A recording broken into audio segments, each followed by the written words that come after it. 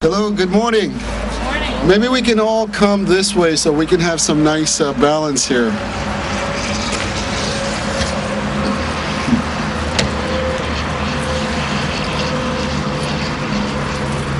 Balance. Balance. Balance. Oh, you want me on either side? Balance. I'll stand this side then. Okay. I don't want to throw the sculpture off balance, so trying to make sure. Carlos, good morning, sir.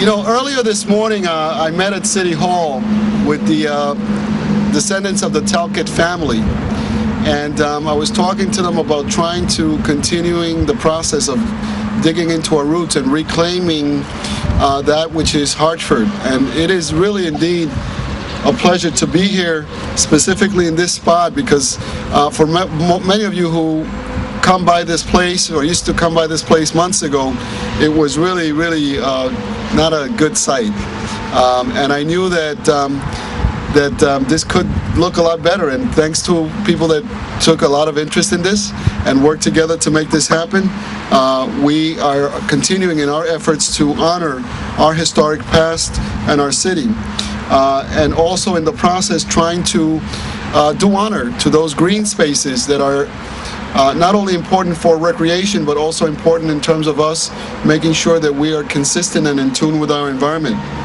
So today, instead of mattresses and stoves, there's quite a collection here. I used to see stoves, refrigerators, mattresses, washing machines, quite an incredibly and not pleasing dump that has been turned into this great passive park, which will be a great place to read, to walk, and enjoy music, because as we work with our arts community to get arts also on the map, this will be some incredible space for entertaining and harnessing the energy of our communities. Speaking of the arts and decorations, I want you to check out this public arts right behind me, and Kate will speak more about that. But I'm incredibly proud to be here today, incredibly proud of the partnership between the private and the public sector. I want to acknowledge the great participation, encouragement, and support of Carlos Muta, who has made incredible investments in this community and who continues to be one of the strongest supporters. And he is not afraid at any moment to grab me to the side. I used to almost avoid going to Oporto because I knew I would hear from him, but now I've gotten used to it, and it was either Oporto or Muta, and I wasn't going to give up Oporto, so I said, you know what, I'll just deal with Muta. So thank you, sir, for your leadership and your hard work. I want to introduce, and I want you to say a couple of words later on too. Don't think you're going to get away without speaking, okay? I like him a lot, but you're not going to get away without saying a couple of words. Next to speak to you is our one and only, and I say one and only, Ms. Kate Bulldog. Thank you, Mr. Mayor. Thank you, everyone, and good morning. Welcome to our newest public space. Very exciting to be here. The Greater Hartford Arts Council is very proud to support this transformation of Pope Park West by funding and the fabrication and installation of the Windy Metal Garden. Hartford has over 65 publicly or privately owned sculptures and monuments throughout the city, actually dating back about 10 or 11 years was the first one, many of which have been commissioned and conserved by the Greater Hartford Arts Council in partnership with the City of Hartford. And this effort is actually a perfect example of the power of collaboration, as the mayor said, between public and private sectors. By joining forces to implement this treasured amphitheater, we're able to leverage resources and actually increase visual impact here in Hartford. The result, as you can see, is a tremendous public benefit for those who live and work and those who visit Hartford. Public art, we know, often inspires conversation. However, this particular public art installation will not only inspire conversation, it will inspire creative action. And that is what's so exciting about this. The amphitheater here provides a space that fosters playful performances by neighbors and artists for years to come.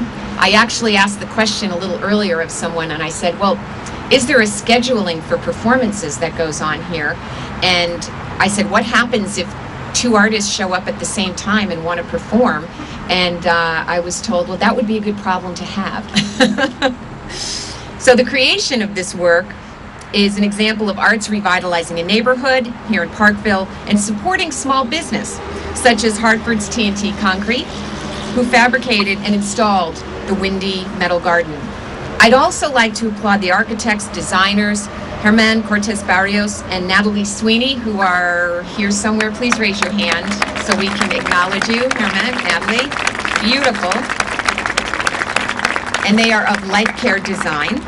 I would also like to give heartfelt thanks to Mayor Pedro Segarra for his commitment in improving the city's parks and his continued support of the arts. At this time, I would like to introduce Edgardo Block, representing the Parkville Neighborhood Revitalization Zone. Edgardo is an active participant in the transformation of Pope Park West. Thank you. Thank you, Mayor Segarra. Thank you, Kate. Thank you, everybody who participated in this in one way or another.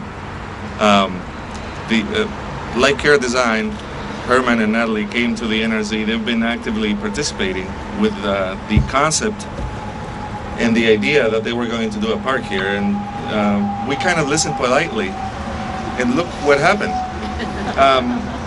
It's a beautiful sight.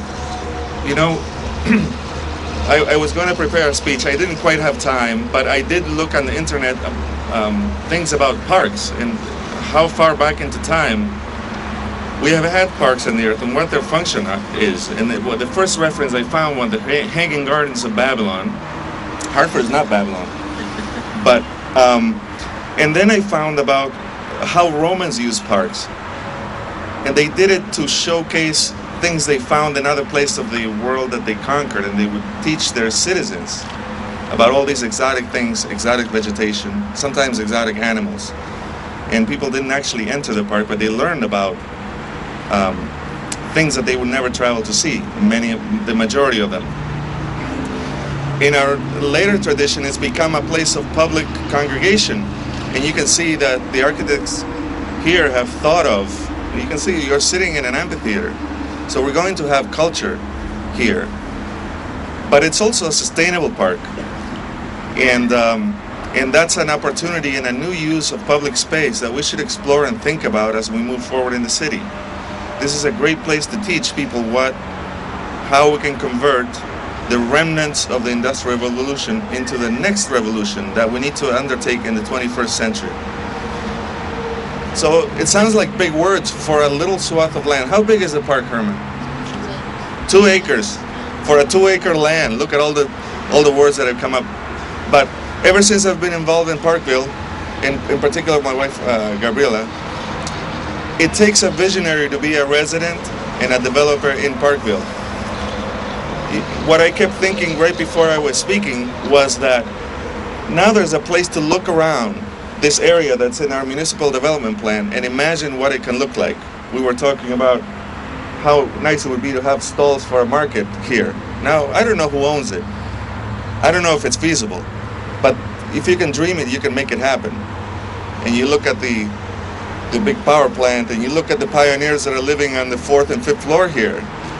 And that's, you know, cities are going to have a big advantage in the 21st century, but only if we take advantage of those opportunities.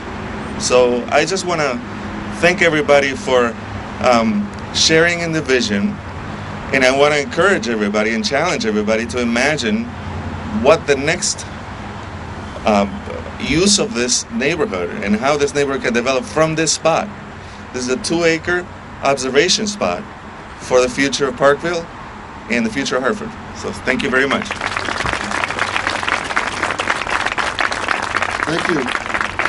I want to just again congratulate some of our partners, TNT Concrete Landscapes LLC, Earthwork and Grading Landscaping, and they did the new side walkways, the amphitheater, fencing, the side electrical, the benches, and the trash receptacles. The design firm is Life Care Design, who did the reuse of the existing earthen mound on the site They also used existing native grasses and vegetation which were left in place, and also used a lot of recycled materials, granite for the work site and for the benches. The Windy Metal Garden outdoor sculpture, which was designed by Germán Cortés Barrios and Natalie Sweeney, who are here today, very talented. And I know that Hernan, you have made a request, an additional request to do some additional things here, and I had granted the request, but I never phoned it into the office, so request approved, okay? Okay, you got your money. Lamar Advertising Company provided the site with electrical power hookup. You know, one of the things that I want to say is that this project was really done with a very small budget. The incentive, the energy of the people here is invaluable. I mean, it has no money value to it. It's just incredible. But with the parts that were composed into making this project a reality, it basically was very minimal. $90,000 of state grants, municipal bonds of about $78,000 for a total of $169,000. Now, you folks know at any time government tries to build something, even just to think about it costs a lot of money. And this was very, very well managed and very well done at a very small budget. So thank you so much for doing that. What this means to our residents, priceless. I mean, I can just see the energy in having maybe some Spanish theater here, Bernarda Alba or something like that from classical Spanish theater. Or maybe you can do some flamenco dancing here. Okay? I was really surprised. So thank you everyone that made this happen, including, obviously, if it wasn't for the city's leadership, would not been able to do this. There's a lot of folks that we invited here from West Hartford, Rob Rolson, Rob Patrici, Captain Betts, and many others. My partner, people mention me, but I have partners behind my partner. Tony Lopes is here. So I thank you so much. So it's been, you know, this cities are born of neighborhoods. If we can learn anything, look what happened in New York City. So I think that we can do it here. There have been small steps. We already have a new plan. It's gonna, we talked about, it's gonna create a bike path that from West Hartford, which we got the designs today from Rob, that will lead all the way to the riverfront. So we're on the next path. We'll see if it happens, but I hope so. Again, thank you, Mr. Cigarro, Mr. Mayor. Thank you so much. Thank you very much. Well, I just signed $50,000 yesterday for bike pass, so make sure you get it. Make sure you rush to City Hall and get those bike pass before someone else takes it. Okay, thank you. Sure. Hi, this was really a team effort, and there's a few people I don't want to leave out. Alloy Welding, fabricators who helped us make the sculptures. Lamar Guerrero, who was the engineer that helped us with the calculations. TNT Construction, of course, the ones who built the rest of the site. ATC, who did all the environmental on the mound to make sure the dirt wasn't bad for us, and it's not, thank God. And Lamar, the billboard people, they were nice enough to donate the electricity coming out of the 2 boxes that we have installed. And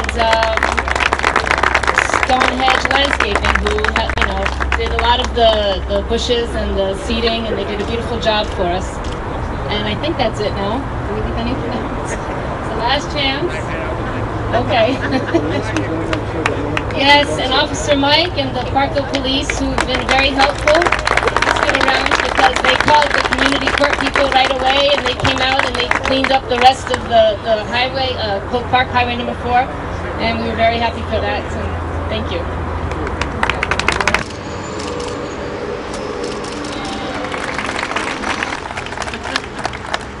Thank you all for coming. Thank you.